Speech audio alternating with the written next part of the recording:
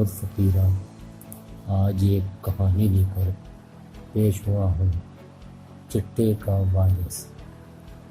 जसवीर जब मेरे पास थोड़ा समय देर से पहुँचा तो मैंने उसको कहा, क्या बात है भाई, लेट हो गए? मुझे नहीं मालूम था कि जल्दी आ जाना है। जो हम समय से आगाह अपनी ड्यूटी पर पहुंच सकें। समय सिर पहुंचना अति ज़रूरी है।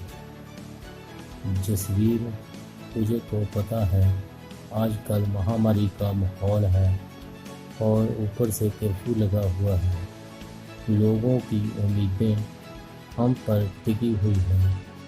हों भी क्यों ना, बेचारे वो भी मजबूर हैं। मैं जसवीर को उसके मोटे से पकड़ कर हलाया तो कहा, क्या बात है, इतनी देर से मैं बोली जा रहा हूँ और तुम चुपचाप बैठे हो। उसने सिर हिलाते हुए कहा, हाँ जी बताइए। मुझे ऐसा महसूस हुआ कि जैसे मैंने उसे किसी गहरी सोच से निकाल दिया है। कहने लगा, चलो चलते हैं।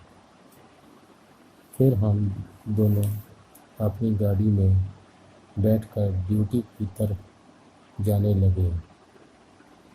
पर जसवीर सभी रास्ते में चुप रहा। मैंने उसकी चुप को तोड़ते हुए कहा, क्या बात है जसवीर, तू आज बड़ा चुपचाप है, घर में कोई सुख शांति है? उसने सिर हिलाते हुए कहा, यार, जब मैं सुबह ड्यूटी पर आने लगा तो आपको तो पता है कि हमारे घर से मेन सड़क 2 किलोमीटर की दूरी पर है। वैसे तो सारे गांव वालों के पास अपने अपने आने जाने के साधन हैं, पर कुछ लोग बस की उड़ीक करते हैं। जब मैंने मेन सड़क पर आकर देखा तो हमारे घर के नज़दीकी बीबी प्रीतो खड़ी थी।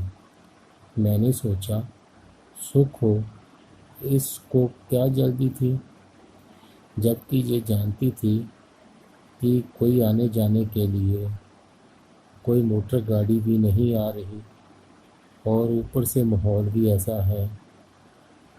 फिर भी पता नहीं किस उम्मीद से यहाँ पहुँच गई। मैंने उसे देखते हुए कहा, बीबी जी किधर जाना है?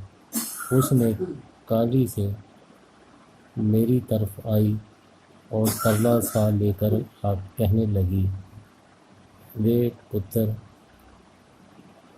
तूने तो जाना है, किसी ने तुझे रोकना भी नहीं है। मुझे भी शहर के लागे ले जाओ, तेरा वाहिगुरु भला करेगा। मैंने कहा, बैठ जाओ बीबी, छोड़ आता हूँ। तुसी कहाँ जाना है? उसके पास एक चोड़ा था जिसको बड़े ही प्यार से पकड़ा था। कभी कभी उसको हाथ लगाकर देख लेती और आप मुहारे बोलती, इसमें रोटी रखी है, कहीं ठंडी ना हो जाए।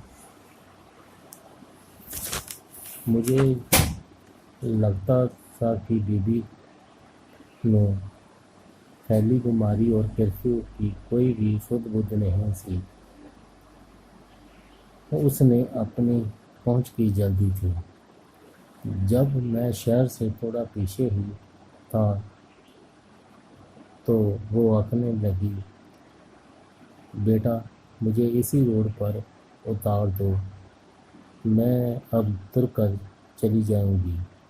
मैंने उसकी पहुंच की बेबसी देख कर कहा, नहीं, बैठे रहिए, मैं आपको छोड़ आता हूँ। आप पैदल कहाँ जाओगी?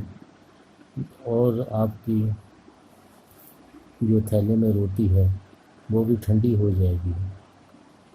तब वो रास्ता बताती गई। मैं कार उसी के कहे मुताबिक ले गया। जब मैं एक इमारत के बाहर गाड़ी रोकी और देखा कि उस इमारत के बाहर नशा छुड़ाऊ केंद्र लिखा हुआ था, मैंने कहा, बीबी जी, यहाँ कौन है? बेचारी ने आंखों में आए अथरू रोकने की बहुत कोशिश की, लेकिन भरे हुए गले से कहने लगी, बेटा, हमारा छोटा बेटा सुलक्षण, जिसको हमने बहुत ही दुख तकलीफ में पढ़ाई करवाई और शहर में इंजीनियर की पढ़ाई के लिए उसे लाया, पता नहीं किस संगत में पढ़कर वो नशे का आदी हो गया। मैं भी अंदर जाकर देखना चाहा। जब मैंने उसे देखा तो उसने भी पहचान लिया। मैंने कहा, यार सुलक्षणा, तूने ये क्या हाल बना लिया है? उसने बात को टालने की कोशिश की। मैं कहा, वे तुम्हारी माँ ममता के साथ कैसे रोटियां लेकर आई है, वो भी ठंडी होने के डर से इन हालातों में तेरे लिए बड़ी मुश्किल से यहाँ पहुँची है। कुछ इनके अरमानों की कदर कर। बीबी उसको रोटी पकड़ाने लगी और साथ ही आंकने लगी, पुत्र, आजकल जो वायरस फैला हुआ है, इसको रोकने के लिए आप बहुत ही उपराले कर रहे हैं, लेकिन चिट्टे और नीले कैप्सूल के रूप में ये वायरस हमारे समाज में काफ़ी दिनों से बरकरार है। अगर इसे भी किसी ने रोकने के लिए आवाज़ उठाई होती तो हम जैसे ना जाने कितने ही गरीबों का भला हो जाता और हम सुखी का जीवन व्यतीत करते। हमारे गरीबों के जीवन में भी सुधार आ जाता। मैं माता जी की बात सुनकर उसे कलावे में ले लिया। उसके पुत्र ने भी पिंड का और अपने पड़ोस का होने के नाते कहा और गलवकड़ी में लेकर समझाया।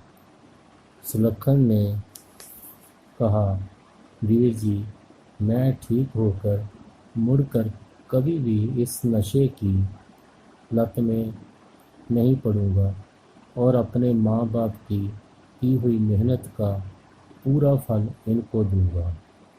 ये सुनकर बीबी प्रीतो मेरा हाथ पकड़कर बहुत खुश हुई और कहने लगी, पुत्र, तेरी मेहरबानी, जिस तरह तुम इस महामारी से निजात दिलाने के लिए तनदेही से काम करते हो, परमात्मा आपको सफल करे, दुनिया में खुशहाली आए और आपने मेरे घर की खुशहाली के लिए जो मेरी कुंडमानी का साथ दिया है, वाहिगुरु आपको सदा ही चढ़ती कला में रखे।